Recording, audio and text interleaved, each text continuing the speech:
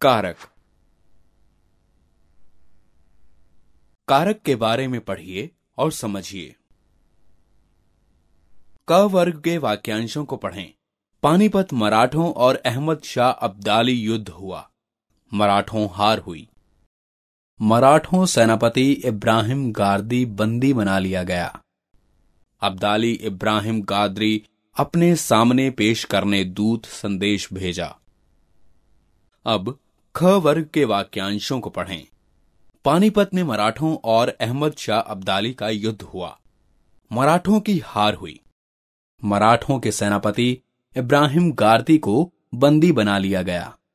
अब्दाली ने इब्राहिम गादरी को अपने सामने पेश करने के लिए दूत के द्वारा संदेश भेजा।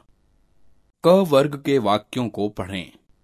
अब ख वर्ग के वाक्यों को पढ़ें। क वर्ग में छपे वाक्यों का आशय ठीक प्रकार से समझ में नहीं आता। ख वर्ग के वाक्यों का अर्थ स्पष्ट है। ख वर्ग के वाक्य इसलिए स्पष्ट रूप से समझ में आ रहे हैं क्योंकि उनके साथ रंगीन चिन्हों का प्रयोग हुआ है। इन्हीं चिन्हों के कारण शब्दों का क्रिया या अन्य शब्दों के साथ संबंध जुड़ रहा है। ये सभी चिन्ह कारकों के हैं। अतः स्पष्ट है कि वाक्यों में शब्दों का आपसी संबंध जानने के लिए कारक के चिन्हों का प्रयोग आवश्यक होता है। कारक की परिभाषा इस प्रकार दी जा सकती है। संज्ञा या सर्वनाम के जिस रूप से उनका संबंध वाक्य के दूसरे शब्दों विशेषकर क्रिया के साथ जाना जाता है, उसे व्याकरण में कारक के नाम से जाना जाता है। सभी कारकों के विशेष चिन्ह होते हैं जिनका वाक्य में प्रयोग किया जाता है। कारकों के चिन्हों को प्रसर्ग या विभक्तियां कहा जाता है। हिंदी में कारकों की संख्या 8 है।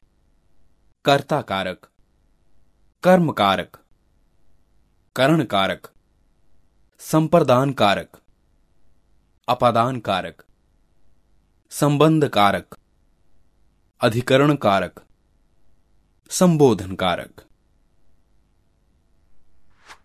हिंदी के कारक तथा उनकी विभक्तियां प्रसर्ग। कर्ता कारक गुना ने, कर्म कारक गुना को, करण कारक से के द्वारा, संप्रदान कारक से अलग होना, अपादान कारक को के लिए, संबंध कारक का की के ना नी ने रा री रे, अधिकरण कारण में पर,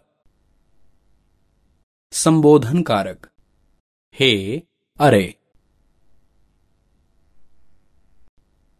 कर्ता कारक किसी भी क्रिया को करने वाला कर्ता कहलाता है। कर्ता कारक का विभक्ति चिन्ह ने है। जैसे रवि ने छतरी खरीदी, रवि कर्ता कारक है। या कर्ता कारक की पहचान वाक्य की क्रिया के साथ कौन किसने प्रश्न पूछने पर जो उत्तर मिलता है वह कर्ता कारक कहलाता है। जैसे नेताजी ने भाषण दिया। वाक्य की क्रिया से यदि किसने भाषण दिया प्रश्न करें तो उत्तर प्राप्त होगा नेताजी। अतः नेताजी कर्ता कारक है। विशेष जानकारी पर ध्यान दें। यद्यपि कर्ता कारक का विभक्ति चिन्ह ने है, तथापि इन स्थितियों में कर्ता कारक के साथ ने विभक्ति का प्रयोग नहीं होता। वर्तमान तथा भविष्यत काल क्रिया होने पर, जैसे नेताजी भाषण दे रहे हैं, वर्तमान काल की क्रिया का प्रयोग। नेताजी भाषण देंगे, भविष्यत काल की क्रिया का प्रयोग। ने विभक्ति का प्रयोग केवल भूतकाल सकर्मक क्रिया के साथ होता है। ने विभक्ति के प्रयोग के लिए यह भी आवश्यक है कि वाक्य की क्रिया के पूर्ण होने का बोध हो। भूलना, बोलना, लाना जैसी कुछ सकर्मक क्रियाओं के साथ ने विभक्ति का प्रयोग नहीं किया जाता। यदि सकर्मक क्रियाओं के साथ सकना, लगना, उठना, बैठना जैसी सहायक क्रियाएं लगी हों तो भी ने विभक्ति का प्रयोग नहीं किया जाता। अब समझते हैं कर्म कारक को। वाक्य में जिस शब्द पर क्रिया का फल पड़ता है वहां कर्म कारक होता है। कर्म कारक का विभक्ति चिन्ह को है। जैसे हरीश ने निबंध लिखा। निबंध कर्म कारक है। कर्म कारक की पहचान। कर्म कारक को पहचानने के लिए वाक्य की क्रिया के साथ क्या, किसे या किसको लगाकर प्रश्न करने पर उत्तर में जो कुछ प्राप्त होता है वह कर्म कारक होता है। जैसे सुनीता ने गुड़िया खरीदी। यदि इस वाक्य की क्रिया से प्रश्न किया जाए क्या खरीदी, तो उत्तर मिलेगा गुड़िया, इसलिए गुड़िया कर्म कारक है। अध्यापक ने बच्चों को पढ़ाया। इस वाक्य से यदि प्रश्न किया जाए अध्यापक जी ने किसको पढ़ाया, उत्तर में मिलेगा बच्चों को, अतः बच्चों को कर्म कारक है। विशेष तथ्यों को याद रखें कि कभी कभी वाक्य में कर्म कारक की विभक्ति को का प्रयोग नहीं होता। अप्राणीवाचक कर्म के साथ प्राय को विभक्ति का प्रयोग नहीं किया जाता। अब जानते हैं करण कारक को। कर्ता अपने कार्य को संपन्न करने के लिए किसी न किसी साधन का प्रयोग अवश्य करता है। कर्ता द्वारा क्रिया संपन्न करने हेतु जिस साधन की सहायता लेता है उसे करण कारक कहते हैं। करण कारक का विभक्ति चिन्ह से है। जैसे वह बस से विद्यालय जाता है। बस से करण कारक है। करण कारक की पहचान। वाक्य के कर्ता के साथ किससे या किसके द्वारा प्रश्न करने पर जो उत्तर प्राप्त होता है वह करण कारक होता है। जैसे उसने पत्थर से कांच तोड़ दिया। यदि इस वाक्य की क्रिया से प्रश्न किया जाए कांच किससे तोड़ दिया, तो उत्तर प्राप्त होता है पत्थर से, अतः पत्थर से करण कारक है। विशेषतर ध्यान दें, करण कारक में से, के अलावा द्वारा, के द्वारा के साथ का प्रयोग भी किया जाता है।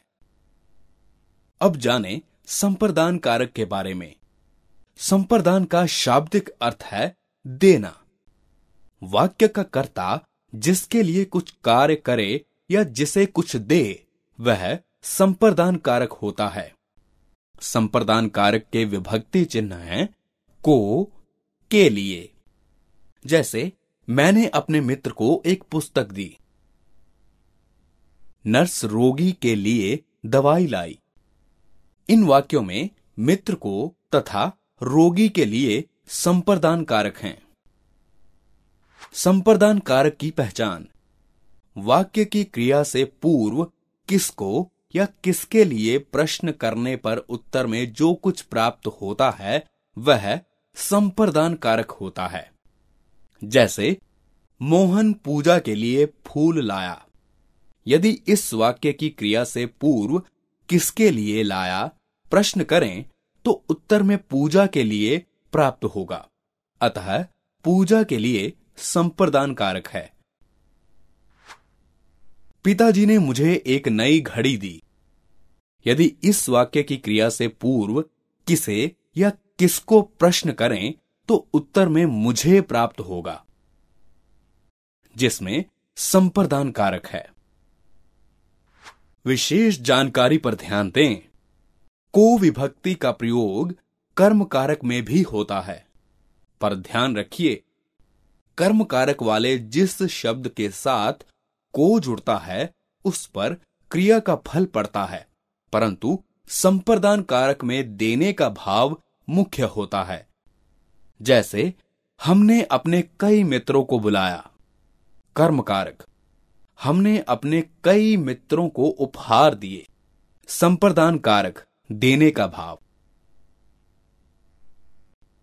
अब देखते हैं अपादान कारक को।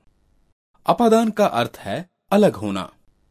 जहां एक वस्तु का दूसरी वस्तु से अलग होना पाया जाए वहां अपादान कारक होता है। अपादान कारक का विभक्ति चिन्ह से है। जैसे बच्चा सीढ़ी से गिर गया, सूखे पत्ते पेड़ से गिर गए। सीढ़ी से तथा पेड़ से अपादान कारक के उदाहरण हैं। अपादान कारक की पहचान। वाक्य की क्रिया से पूर्व किससे या कहां से प्रश्न करने पर जो उत्तर प्राप्त होता है वही अपादान कारक होता है। जैसे गुलाब का फूल डाली से गिर गया। वाक्य से यदि प्रश्न करें गुलाब का फूल कहां से गिर गया तो उत्तर प्राप्त होगा डाली से।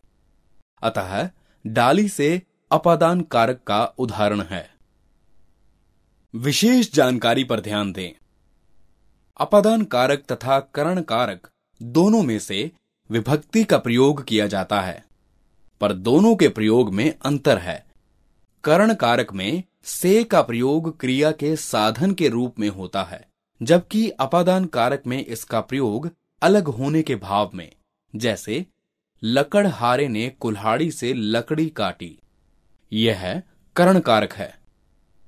वह चट्टान से गिर पड़ा, यह अपादान कारक है। अलग होने के अर्थ के अलावा अपादान कारक में से विभक्ति का प्रयोग डरने, तुलना करने, सीखने, निकलने, ले जाने तथा दूरी आदि स्थितियों में भी किया जाता है। जैसे चोर सिपाही से डर गया, डरना। मोहिनी मधु से लंबी है, तुलना। मैं आचार्य जी से फ्रेंच सीख रहा हूं, सीखना। यमुना यमुनोत्री से निकलती है, निकलना। वधू अपने ससुर से लज्जाती है, लज्जाना। मेरा गांव शहर से दूर है, दूरी। अब जानिए संबंध कारक के बारे में। संबंध कारक किसी संज्ञा या सर्वनाम का वाक्य की अन्य संज्ञा या सर्वनाम से संबंध जोड़ता है। संबंध कारक के विभक्ति चिन्ह हैं का, की, के, ना, नी, ने, रा, री, रे।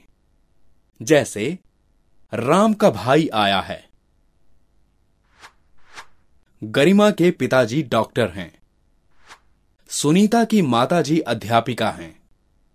राम का, गरिमा के, सुनीता की संबंध कारक के उदाहरण हैं। समझें संबंध कारक की पहचान। वाक्य की क्रिया से पूर्व किसका, किसकी या किसके लगाकर प्रश्न करने से जो उत्तर मिलता है वह संबंध कारक का उदाहरण है। जैसे वृक्ष की डाली टूट गई। वाक्य में यदि प्रश्न करें किसकी डाली टूट गई तो उत्तर मिलेगा वृक्ष की। अतः वृक्ष की संबंध कारक का उदाहरण है। विशेष जानकारी पर ध्यान दें कि का, की और के विभक्तियों का प्रयोग संज्ञा शब्दों के साथ किया जाता है। ना, नी, ने विभक्तियों का प्रयोग निजवाचक सर्वनाम के साथ किया जाता है। रा, री, रे विभक्तियों का प्रयोग उत्तम पुरुष और मध्यम पुरुष सर्वनाम के साथ किया जाता है। के और की में अंतर। के एक समुच्चय बोधक है जो दो उपवाक्यों को जोड़ने का काम करता है। जैसे सभी जानते हैं कि तिरंगा भारत का राष्ट्रीय ध्वज है। उसने मुझे बताया था कि वह आज विद्यालय नहीं आएगा। ऊपर के दोनों वाक्य की समुच्चय बोधक से जुड़े हैं। की संबंध कारक की विभक्ति है जो दो संज्ञा या सर्वनाम शब्दों का संबंध जोड़ने का काम करती है। जैसे रमेश की पुस्तक खो गई। रमेश और पुस्तक का संबंध। नवीन की माताजी बीमार हैं। नवीन और माताजी का संबंध। हरीश की बहन मुंबई जाएगी। हरीश और बहन का संबंध। अधिकरण कारक के बारे में जानें। अधिकरण कारक का अर्थ है आधार। जो कारक क्रिया के होने के स्थान के बारे में बताए वह अधिकरण कारक होता है। अधिकरण कारक के विभक्ति चिन्ह हैं में, पर। जैसे बाजार में बहुत भीड़ है। बाजार में अधिकरण कारक का उदाहरण है। अधिकरण कारक की पहचान। वाक्य की क्रिया से पूर्व कहां या किसमें लगाने से उत्तर में जो प्राप्त हो वह अधिकरण कारक का उदाहरण होता है। जैसे कोयल आम की डाल पर बैठी है। इस वाक्य से यदि प्रश्न करें कोयल कहां बैठी है तो उत्तर मिलेगा डाल पर। डाल पर अधिकरण कारक का उदाहरण है। विशेष तथ्यों पर ध्यान दें कि अधिकरण कारक से क्रिया के होने के समय तथा अवसर का भी बोध होता है। इसे पहचानने के लिए क्रिया से पूर्व कब लगाकर देखा जाता है। जैसे वह जनवरी में आएगा। वह कब आएगा? जनवरी में। जनवरी में अधिकरण कारक का उदाहरण है।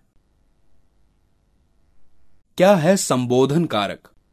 किसी को बुलाने, पुकारने, सावधान करने का बोध कराने वाला कारक संबोधन कारक कहलाता है।